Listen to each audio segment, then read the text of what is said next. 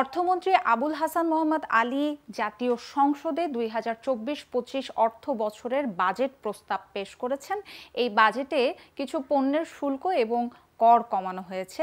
দর্শক, আজ আমরা এক নজরে দেখে নেব বাজেটের কারণে যেসব পণ্যের দাম কমতে পারে। আমি প্রথমআলো.com-টিও খুলে নিয়েছি। এখানে কিন্তু যে বাণিজ্য সেকশনটি রয়েছে সেখানে গেলেই আপনারা বাজেট নিয়ে সবশেষ যে সমস্ত খবরাখবর রয়েছে সেগুলো দেখতে পারবেন। আমি দাম কমতে পারে যেসব পণ্যের এই প্রতিবেদনটি এই মুহূর্তে প্রথমআলো.com থেকে খুলেছি। আপনারা এখানেও কিন্তু বিস্তারিত পড়ে নিতে পারবেন। দাম কমতে পারে যেসব পণ্যের, শুরুতেই রয়েছে ল্যাপটপ। দর্শক, ল্যাপটপ আমদানিতে মূল্য সংযোজন কর প্রত্যাহার করার প্রস্তাব করা হয়েছে বাজেটে। আরও কিছু কর প্রস্তাব আছে। অর্থমন্ত্রী বলেছেন যে নতুন কর পণ্যটিতে মোট কর ভার ৩১% থেকে কমে ২.৫% হবে, যা দাম কমাতে সহায়তা করবে। এরপরেই তালিকায় রয়েছে গুঁড়া দুধ।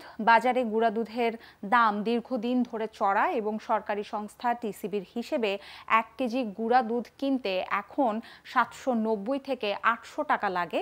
বাজেটের পর গুঁড়া দুধের দাম কিছুটা কমতে পারে, কারণ ২.৫ কেজি পর্যন্ত প্যাকেটজাত গুঁড়া দুধে ২০% সম্পূরক শুল্ক তুলে নেওয়া হয়েছে।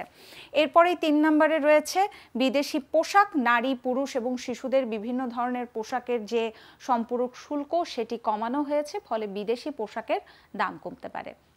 এরপরে তালিকাতে দেখা যাচ্ছে ডায়ালাইসিস সেবা। বাজেটে কিডনি রোগীদের ডায়ালাইসিস সেবায় ব্যবহৃত ফিল্টারের শুল্ক কমানোর প্রস্তাব করা হয়েছে, ফলে সেবাটির ব্যয় কমতে পারে।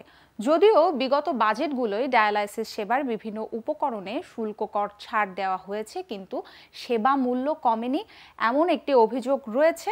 তবে এবারের বাজেটে এই ডায়ালাইসিস সেবার ক্ষেত্রে যেই সমস্ত ব্যবহৃত যে ফিল্টার রয়েছে সেটির শুল্ক কমানোর প্রস্তাব করা হয়েছে, অর্থাৎ এই ক্ষেত্রে দাম কিছুটা কমতে পারে। এরপরে রয়েছে ডেঙ্গুর কিট। ডেঙ্গু পরীক্ষার কিটের দাম কমতে পারে, কারণ এতে শুল্ক ছাড় দেওয়া হয়েছে। দর্শক, এই ছিল মোটামুটি যে সমস্ত পণ্যের দাম কমতে পারে এবারের বাজেটের কারণে। সবশেষ যে অন্যান্য রয়েছে সেখানে আমরা দেখতে পাচ্ছি যে ক্যান্সারের ওষুধের কাঁচা মাল এবং রয়েছে শুকনা ফল, মাশরুম, চা, গ্রিন টি, কফি ইত্যাদি ক্ষেত্রে শুল্ক কর এবং শুল্কায়ন মূল্যে বিভিন্ন পরিবর্তন আনা হয়েছে, ফলে এসব পণ্যতেও কিন্তু দাম কমার একটি সুযোগ রয়েছে। দর্শক, এই ছিল আমার কাছে বাজেটের কারণে যেসব পণ্যের মূল্য কমতে পারে তার একটি তালিকা।